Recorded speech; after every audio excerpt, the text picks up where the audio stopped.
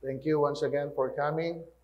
Na kahit po medyo masama ang panahon, may ulan, hindi po ito ang naging dahilan o hadlang para hindi po tayo ngayon makasamba sa atin pong Panginoon.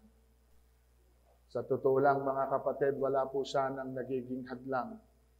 Wala sana tayong nagiging dahilan pagdating po sa atin pong Diyos. So tayo po ay mag-aral ng salita po ng atin pong Panginoon. Lahat po ng meron po tayo, lahat po ng yan ay biyaya at kaloob po ng Diyos. And in return, umaasa po ang Diyos sa atin na gagamitin natin yung kaloob niyang ito na ibinigay sa atin. At ano po ba yung kaloob niyang ito sa atin? Ang sabi po doon sa Romans chapter 12 verse 3, dahil sa kagandahang loob ng Diyos sa akin, sinasabi ko sa bawat isa sa inyo, huwag niyong pahalagahan ang inyong sarili ng higit sa nararapat. Sa halip, pakaisipin ninyong mabuti ang tunay ninyong katayuan ayon sa sukat ng pananampalatayang ipinagkaloob ng Diyos sa bawat isa sa inyo. Ulitin ko po ang sinabi po rito, ayon sa sukat ng pananampalatayang ipinagkaloob ng Diyos sa bawat isa sa inyo o sa bawat isa sa atin. Ang nagkaloob ng ating pananampalataya ay walang iba kundi po ang atin pong Diyos. Amen po ba? At yan ay dahil sa kagandahan niyang loob. Kaya ngayon pong umaga, ang title po ng message po natin ay Kagandahang Loob ng Diyos. Kagandahang loob ng Diyos. Tinanggap po ba natin o tinanggap po ba nila yung kagandahang ito na ibinigay po ng Diyos sa bawat isa po sa atin? Tingnan po natin. Tumanggap tayo ng iba't ibang kaloob ayon sa kagandahang loob ng Diyos. Ulitin ko po yung phrase. Tumanggap tayo ng iba't ibang kaloob ayon sa kagandahang loob ng Diyos. Therefore, gamitin natin ang mga kaloob na yan. Kung ang ating kaloob ay pagsasalita ng pagpapahayag mula sa Diyos, magpahayag tayo. Ayon, again, sa sukat ng ating pananampalataya. So malinaw dito na may tinanggap po tayo mula po sa ating Diyos at ine-expect po ng Diyos na gamitin po natin yung kaloob niyang ito sa atin. At yun ay ayon sa sukat ng pananampalataya. So it's all up to us kung paano po natin ito gagamitin. Remember, mga kapatid, mayroon pong sukat. At hindi niya hinihingi sa atin ang anumang higit doon sa sukat na kanyang ibinigay.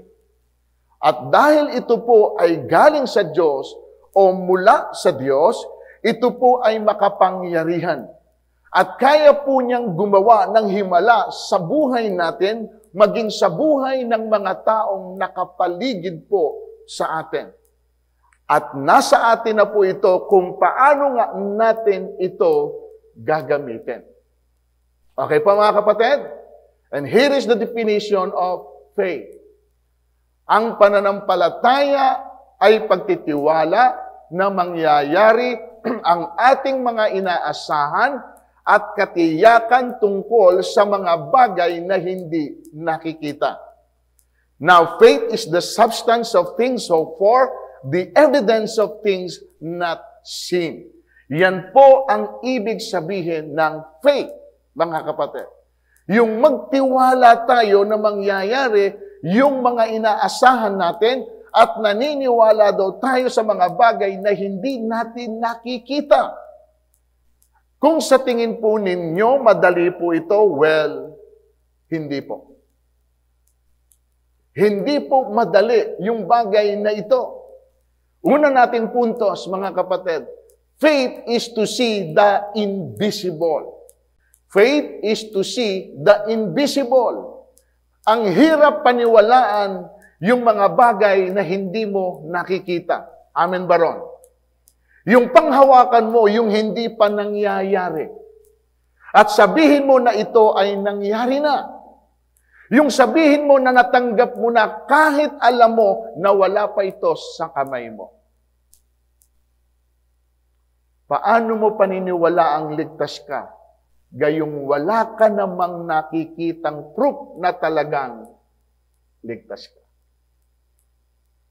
Paano mo paniniwala na nakasulat nga ang pangalan mo sa aklat ng buhay, gayong wala ka namang nakikita at nababasa?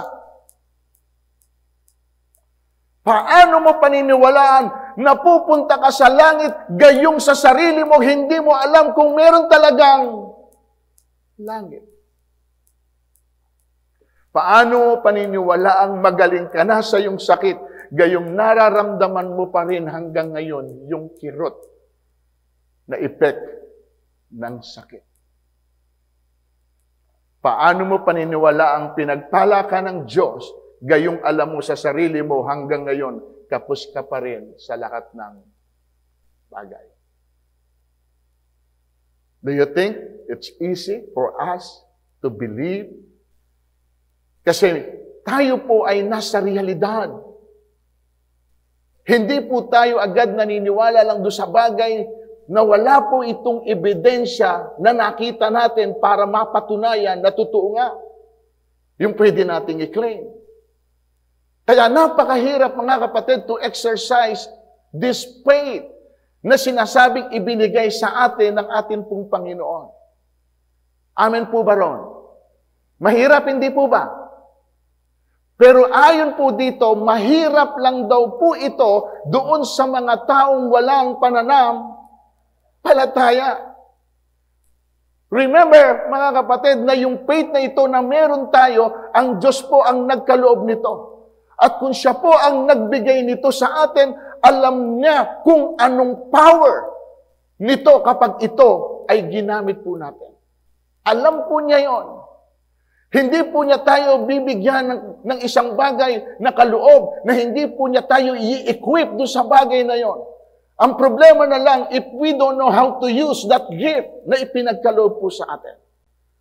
Tanong, mga kapatid, meron po bang mahirap sa Diyos? Doon po kasi tayo pupunta.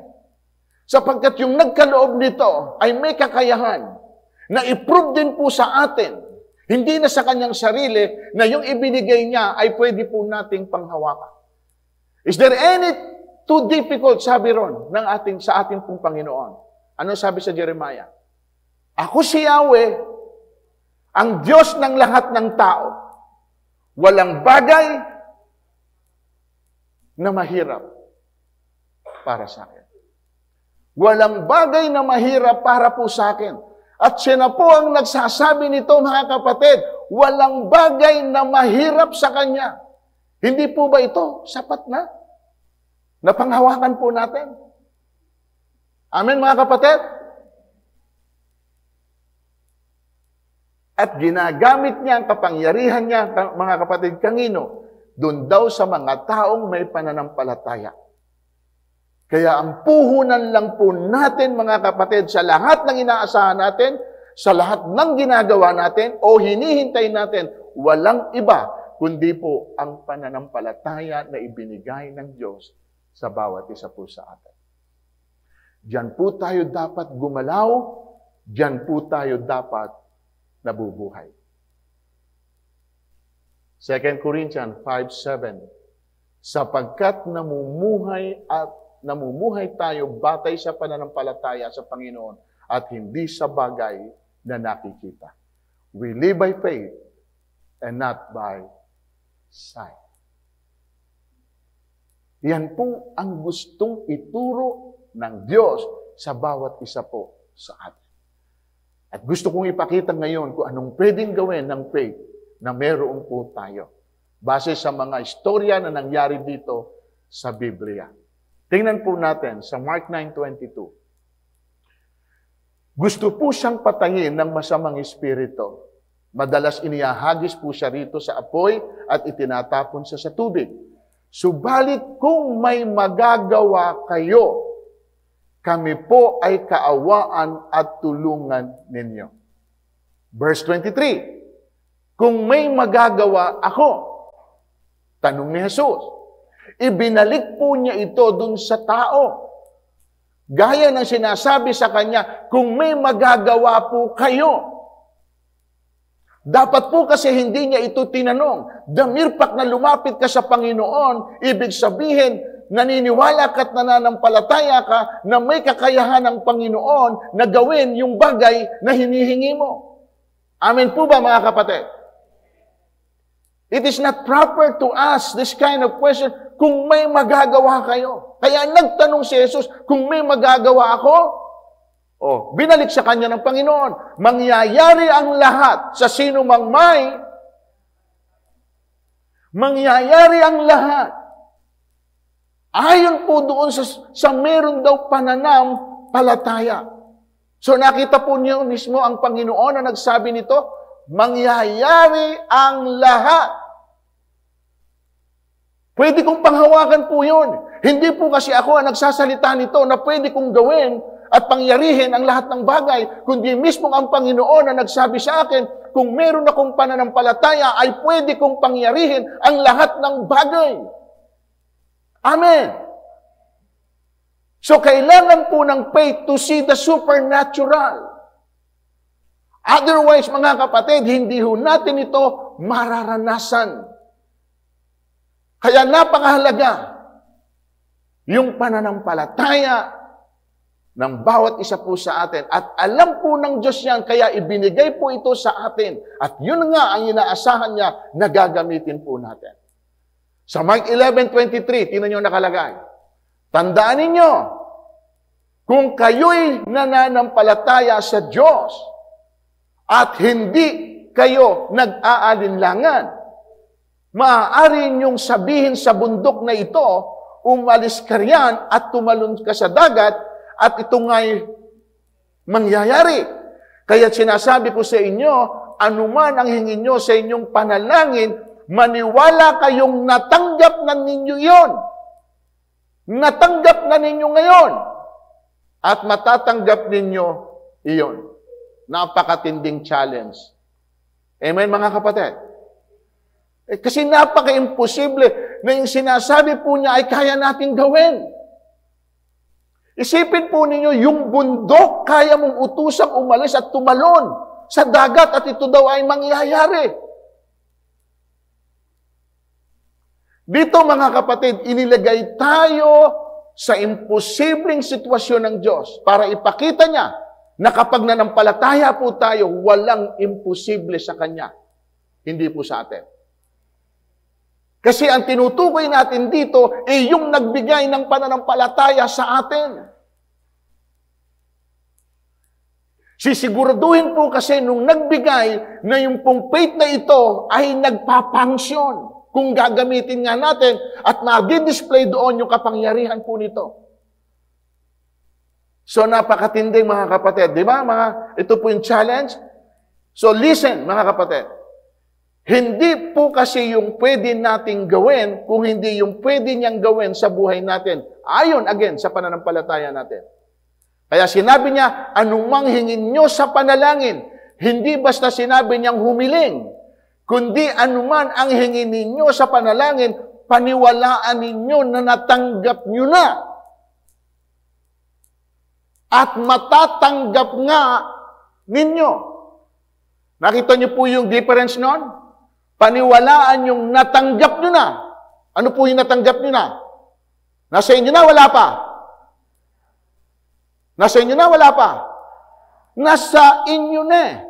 Pero kapag tinignan nyo, wala pa. Pero sabi ron, dahil yun ang pinaniwalaan ninyo, matatanggap nga ninyo. Nakita nyo po? Kaya kung ano yung pinaniniwalaan mo, kahit hindi pa nangyayari ito, ay pwedeng mangyari sapagkat i-honor po ng Diyos yung pananampalataya na meron ka na ibinigay po niya.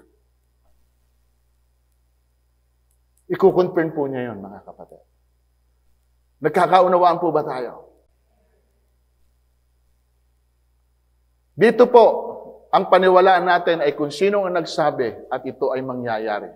Ang kailangan lang niya mula sa atin ay yung faith natin. Amen, mga kapatid. Pangalawang puntos. Ano yung una nating puntos? Faith is to see the invisible. Pangalawa, faith is to believe the impossible. Amen. Ang hirap lahat eh. Eto, tingnan natin. Sinabi ni Marta, Panginoon, kung kayo po'y narito, buhay po sana ang kapatid ko. Subalit nalalaman kung kahit ngayon ipinagkaloob sa inyo ng Diyos ang anumang hingin nyo sa Kanya. Sinabi sa Kanya ni Jesus, ako ang nagbibigay buhay at muling pagkabuhay. Ang sinumang sumasampalataya sa akin, kahit mamatay, ay muling mabubuhay. At sino mang nabubuhay at sumasampalataya sa akin, ay hindi na naniniwala ka ba sa sinasabi ko? Naniniwala ka ba? Ito yung crucial dito. Naniniwala ka ba sa sinasabi ko? Na ako ang muling pagkabuhay, ang tao kahit mamatay, muling mabubuhay. At kahit daw po ang tao naman daw nabubuhay, kapag nananampalataya sa Panginoon ay hindi na siya muling. Tingnan natin sa verse 40.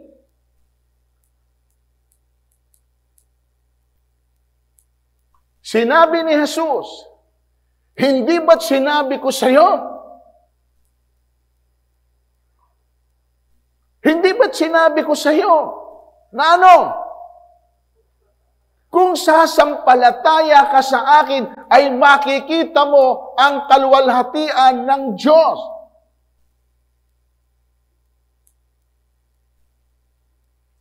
So nakita po ninyo ang kapangyarihan, mga kapatid, kung ano ang meron sa pananampalataya?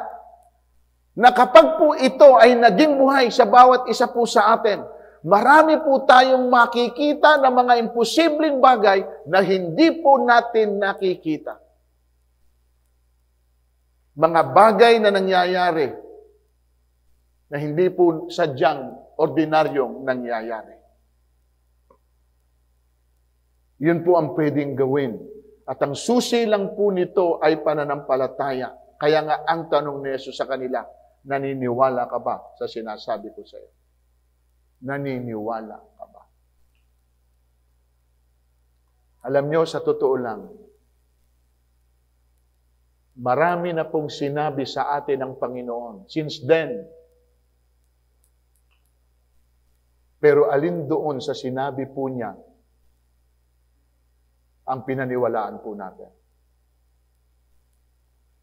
Dahil kung pinaniniwalaan po natin yung pong sinasabi ng Panginoon sa atin na dapat po nating gawin, napakarami na pong magagandang bagay sana ang naganap sa buhay natin na hindi nyo pwedeng ma-imagine na pwede palang mangyari dahil po sa atin pong pananampalataya. Kaya ho wala tayong nakikitang evidence doon po sa atin pong pinaniniwalaan. Kasi nga, hindi lahat ng sinasabi ng Panginoon sa atin, pinaniniwalaan po natin. Balikan ko po uli yung Mark 9 na binasa natin kanina. Tingnan nyo. Kung may magagawa ako, tanong ni Jesus, mangyayari ang lahat sa sino mang may pananampalataya. Verse 24, ano po sinabi ng tao? Agad namang sumagot ang ama ng bata. Naniniwala po ako. Tulungan niyo akong madagdagan pa ang aking pananampalataya. Naniniwala po ako. Tulungan po ninyo ako. Kung nag-i-struggle tayo, mga kapatid, sa mga bagay na pwedeng na-encounter natin sa buhay na ito, at napakabigat na harapin kung ano man yung pagsubok na pinagdadaanan. At nire-require dito na i-exercise mo yung faith na ibinigay ng Diyos sa iyo. Kapag nararamdaman mo na parang nanghihina ka dahil doon ka nakatingin sa pangyayari, humingi ka ng tulong sa Diyos at sabihin mong, Lord, may measure, as I have said kanina, ayon sa sukat ng pananampalatayang ibinigay niya. Sabi niya rito, dagdagan mo ang aking pananampalataya. Nang gusto kong makita niyo rito ay pwede tayong humingi sa Panginoon. Kung sa tingin mo ay kulang yung ibinigay ng Panginoon sa iyo at hindi mo makita pa rin yung kapangyarihan nito, sabihin mo sa Panginoon, Lord, dagdagan mo. Ang totoo, wala akong kulang kung ang Diyos ang magbigay. Ang totoo, laging tayo ang nagkukulang. Hindi ho kasi natin kayang panghawakan yung bagay na sinabi po niya sa atin.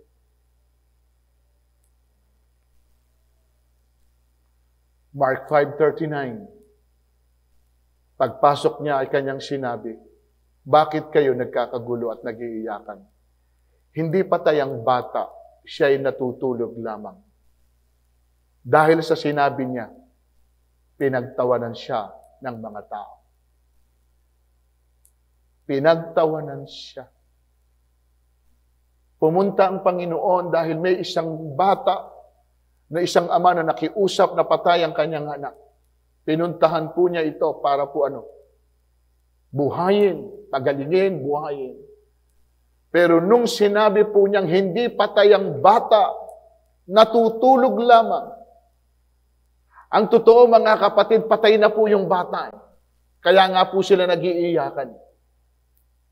Tama po?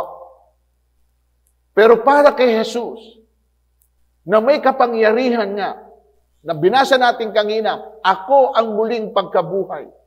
Ang tao kahit mamatay, kaya kong muling buhayin. At yun po yung power. At nung pumunta ang Panginoon doon, sisiguraduhin ko sa inyo, kaya pumunta siya roon, ay meron po siyang kakayahan na gawin kung anuman po yung hinihiling sa kanya na pwede niyang gawin.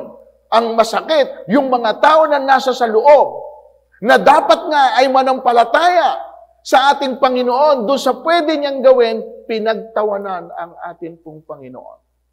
So in the end, ano nangyari? Subalit pinalabas niya ang lahat ng maliban sa 3 alagad at sa mga magulang ng bata. Pumasok sila sa kinaroroonan ng bata.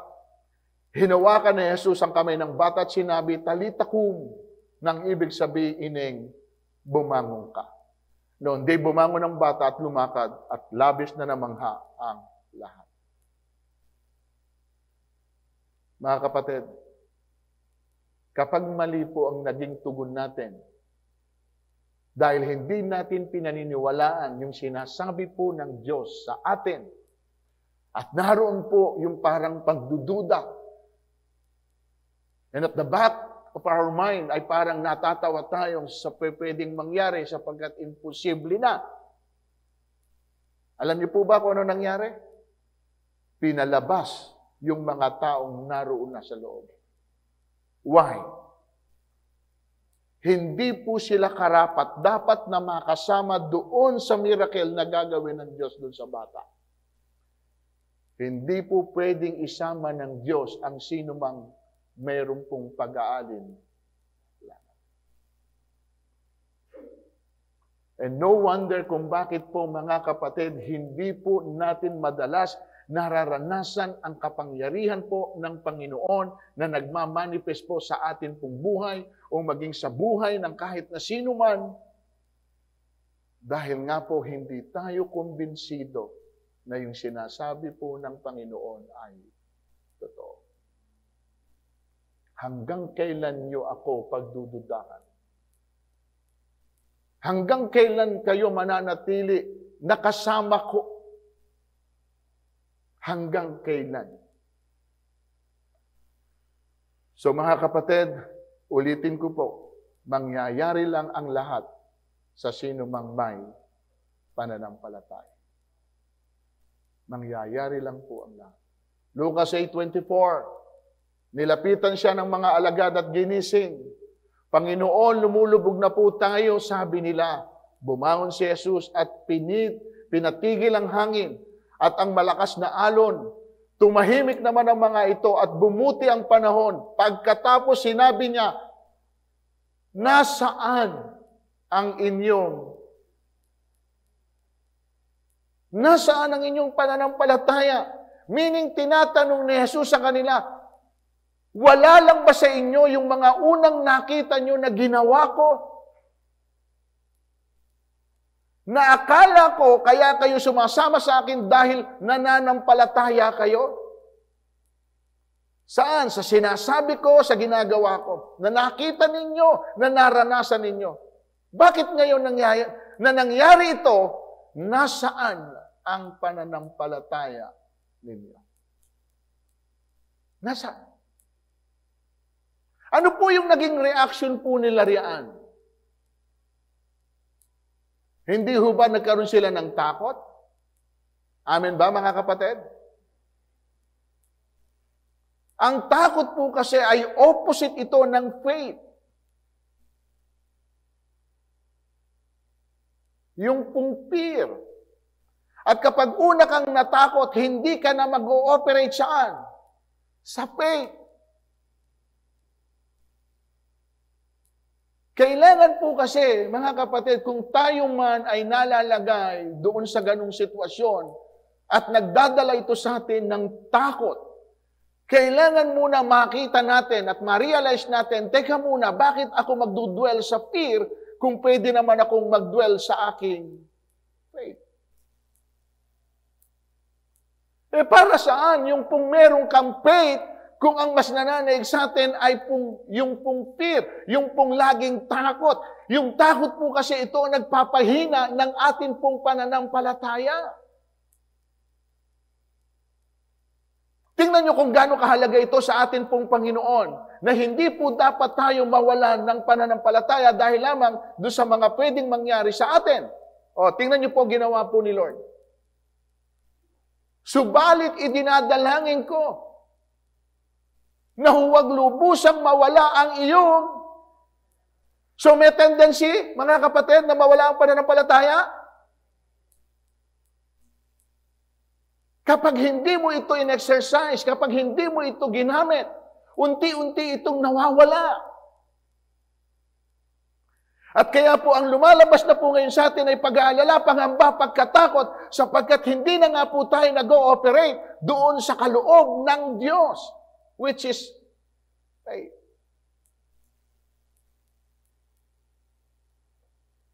So kung gusto po natin makita at maranasan ang kapangyarihan po ng atin pong Diyos, just believe. Ano sabi ng Panginoon doon po sa tao, babae? Be it unto you according to your faith. Mangyari sa iyo ayon sa iyong pananampalataya. So mga kapatid, ang lahat ng bagay na pwedeng mangyari sa atin, sa inyo, ay nakasalalay po yan sa pananampalataya na meron po tayo. At kaya po tayo minsan inilalagay ng Panginoon doon sa ganong mga sitwasyon. Mga kapatid, kung bakit minsan meron tayong trials, testing, and even sometimes persecution, suffering. Hindi po dahil gusto lang ng Diyos na makita niya na naghihirap, nagdurusa tayo. Kundi gusto ng Panginoon na i-exercise mo. Sa panahon na inaalaw ko yung bagay na ito na mangyari sa buhay mo, gusto ko, anak, na i-display mo yung kaloob kong pananampalataya sa iyo. At doon mo makikita, it works. Doon mo makikita ang kapangyarihan nito. Kaya huwag kayong magtaka kung bakit minsan meron tayong mga nararanasan. Hindi ho, inalaw lang ng Panginoon na maranasan mo yun. Kundi gusto ng Panginoon na makita niya, anak, gamitin mo. I-exercise mo Binigyan kita, hindi ko makita nasaan ang pananampalataya mo. Nasaan? Yun ang gusto kong makita sa mga pangyayari na nagaganap sa buhay mo.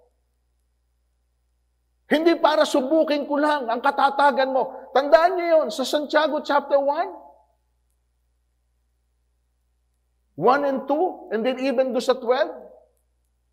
Oh. Mag-rejoice daw po tayo kapag tayo dumadanas ng matitinding pagsubok. Sapagkat doon sa pagsubok daw na yon ay nagiging matatag ang ating pananampalataya. That is His purpose. Kaya po tayo minsan dumadaan sa ganong klase po ng mga pagsubok, trials. Amen po ba mga kapatid?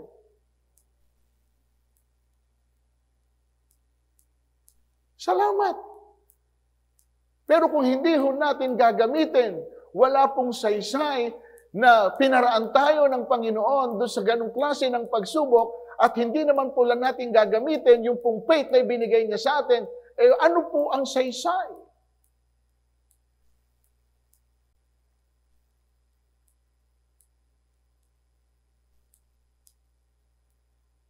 Ito po yung pangatlo. Faith is to do the incredible. Ano yung una? Faith is to see the invisible. Second, faith is to believe the impossible. Pangatlo, faith is to do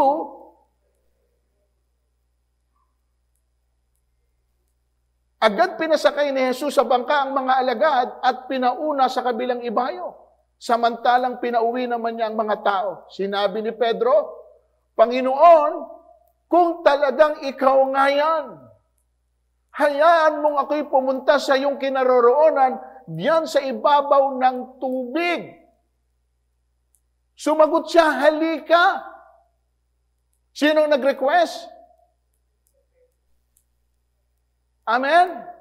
Ang request niya, Lord, kung ikaw yan. Siniguro niya, Lord, kung ikaw talaga yan. Allow me to come. Ano ginawa ni Kristo? Ano sagot niya? Halika. And because of that, kaya napakaganda mga kapatid, meron po kayo matututunan dito.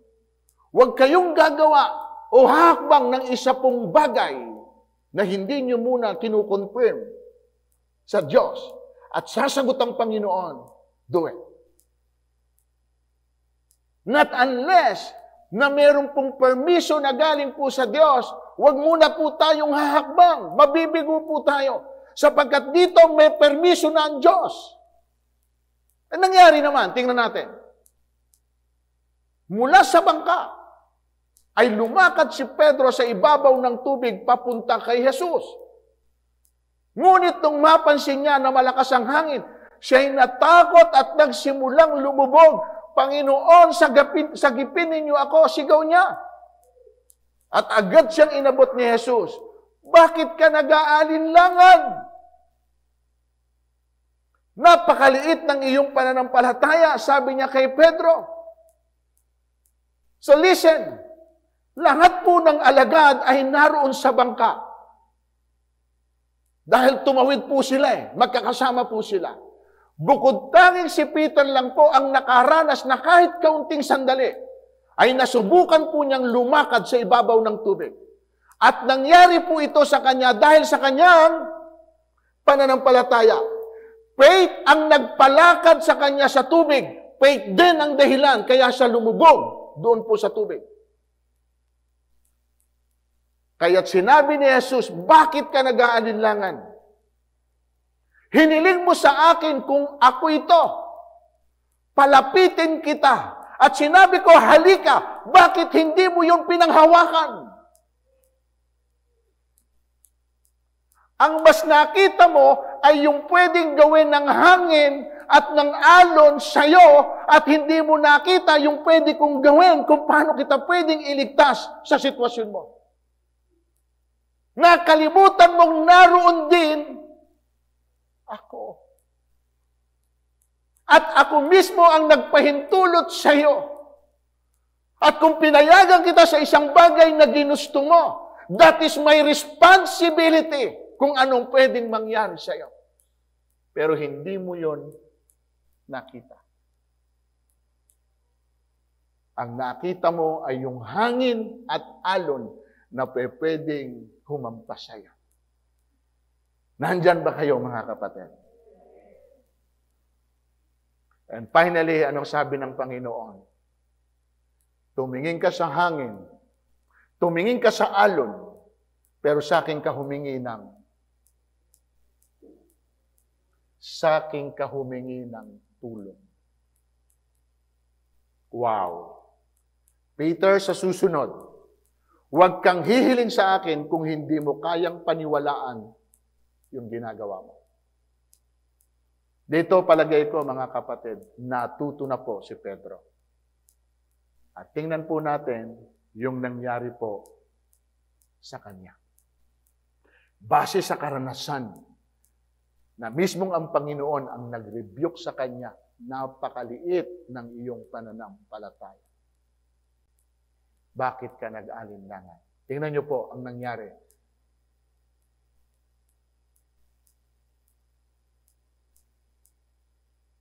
Gawa 5. Gawa 3:6. Ngunit sinabi ni Pedro, wala akong pila o ginto.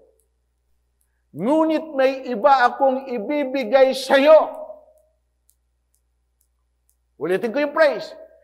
Ngunit may iba akong ibibigay sa iyo. Silver and gold I have none. But what I have, I will give. Sa pangalan ni Jesucristo taga Nazaret, tumayo ka at lumakad.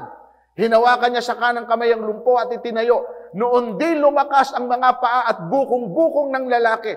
Palukso itong tumayo at nagsimulang lumakad. Pumasok siya sa templong kasama nila habang naglalakad at lumulundag na nagpupuri saan? Ano yung ibinigay niya doon sa lumpo?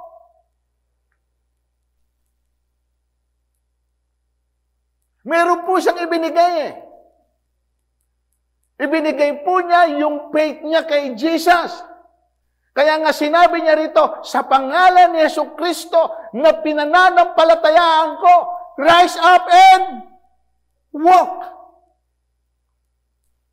At ang lumpo ay tumayo at lumakad. Nakita po ninyo ang pwedeng gawin ng faith? Hindi lamang po sa inyo, maging sa ibang tao. Kasi yung lumpo rito, mga kapatid, wala ho siyang faith eh. Bakit ko po nasabi? Ang tagal na po niyang naroon at namamalimos. First time po niyang pumasok sa templo. At nagpuri sa Diyos after that miracle happened. Kung hindi pa naghimala ang Panginoon sa buhay niya, hindi po niya magagawang pumasok sa templo kahit doon sa kalagayan pa niya nung una. Dahil hindi naman po talaga siya nananampalataya. At dahil po ito sa faith ni Pedro at saka po ni Juan, nagkaroon po ng pag-asa yung lumpo. At doon po siya nanampalataya. Nakita niyo, mga kapatid? Hindi lamang po tayo ang pwedeng mag-benefit nito, kundi maging ibang tao. Kapag nararamdaman nyo na inuudyukan tayo ng banal na espiritu, na gumawa tayo ng isang bagay, para po yung taong ito na dating walang pananampalataya ay magkaroon ng pananampalataya. Yun ang pwede po nating gawin at ibigay. At ito pa ang isang amazing. At dito po ako magtatapos. Gawa 5:15.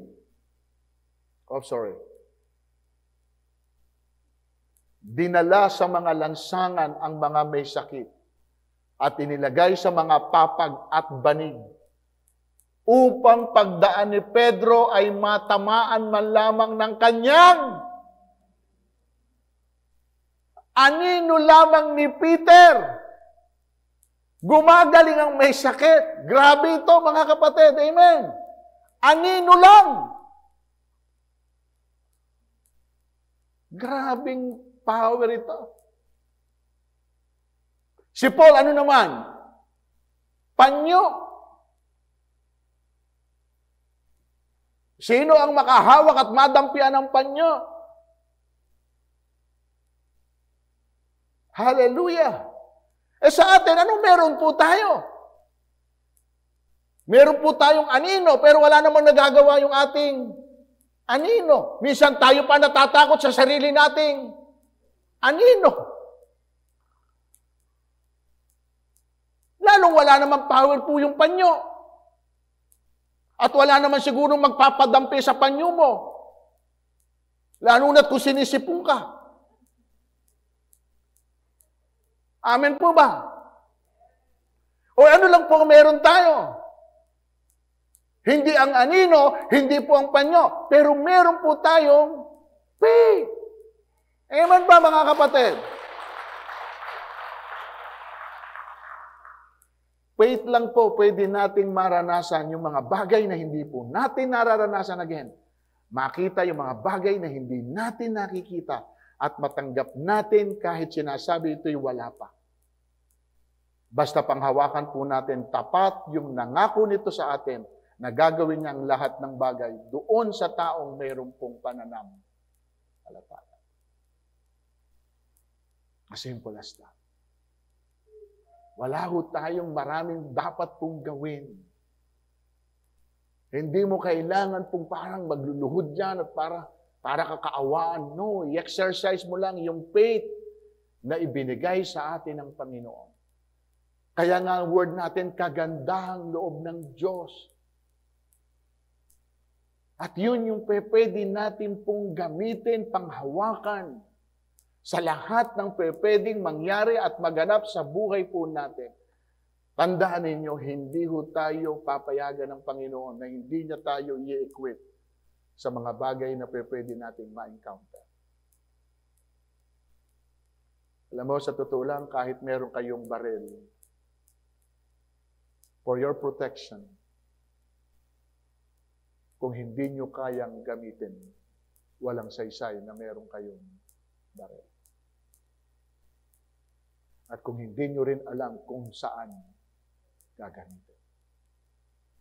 Binigyan tayo, ini-equip tayo ng Panginoon, binigyan tayo ng tool ng ating Panginoon, that is faith. I-expect po niya sa atin na gamitin po natin ito. I-display natin. Alam niyo yung bagay na ito na ginagawa po natin, di ba? Hindi naman natin nakikita kung ano ending nito eh. Basta nananampalataya lang tayo sa bagay na ginagawa natin na mayroong Diyos at naniniwala tayo na may gagawin ng Diyos sa bawat isa po sa atin. Alam natin na hindi tayo pababayaan ng Diyos. Yun ang nasa isip natin.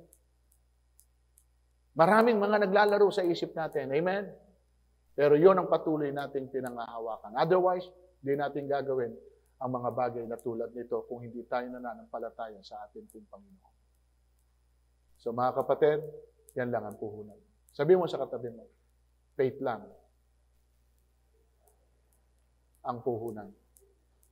Amen? Palakpakan natin ang Diyos. Ngayon pong lahat, ito na. Sige po tayo manalangin sa Diyos. Taas po natin ang ating mga kamay minsan pa in respect to our Creator, to our God, to our Heavenly Father. At mula po sa kinatatayuan po ninyo, malinaw na may binigay ang Diyos sa bawat isa po sa atin. Hindi po kayo pwedeng magdahilan na wala kayong tinanggap. Meron. At ito ang hinahanap ng atin pong Panginoon. Nasa anak, yung ipinagkaloob kong pananampalataya sa iyo. Bakit hindi mo siya ginagamit sa panahon na kailangan mo ito? Bakit mas madalas ang nararamdaman mo'y takot, pag-aalala, pagkabalisa sa halip na pananampalataya? Kasip na parang wala akong kakayahan na tulungan ka. Wala akong kakayahan na gawin yung bagay na akala mo mahirap para sa iyo, pero hindi mahirap para sa akin. That's the only way na malaman mo na totoo yung pananampalataya na ibinigay ko sa iyo kapag dumaraan ka doon sa mga pagsubok ng buhay. At yun ang gusto kong makita na ina-apply mo yung faith na ito. Kapatid, meron tayong kasalanan sa Diyos. At ito yung madalas na nag-aalinlangan tayo sa Kanya. Minsan pinagdududahan po natin yung kakayahan niya. Na parang hindi niya kayang gawin, hindi niya kayang baguhin yung sitwasyon mo. Hindi niya kayang bigyan ng sagot yung mga tanong mo. Hindi raw maiksi ang kamay ng Diyos para abutin ka. Hindi sarado ang kanyang tenga para pakinggan ka. Pero minsan hinahayaan ka ng Panginoon doon sa ganong kalagayan sapagkat meron po siyang gusto na makita mula sa iyo. At yun yung inaasahan niya. Anak, where is your faith? Where is your faith? Binigyan kita para ito'y sa'yo, para gamitin mo. At gamitin mo ito kahit kailan. Anytime you want to. Ba't ayaw mong gamitin? Kung gusto mong makakita ng miracle sa buhay mo, yan ang gawin mo, anak. Panghawakan mo. Hindi yung kakayahan mo, kapangyarihan mo, abilidad mo, kundi yung pananampalataya na binigay ko sa iyo at ako ang magsusustain nito.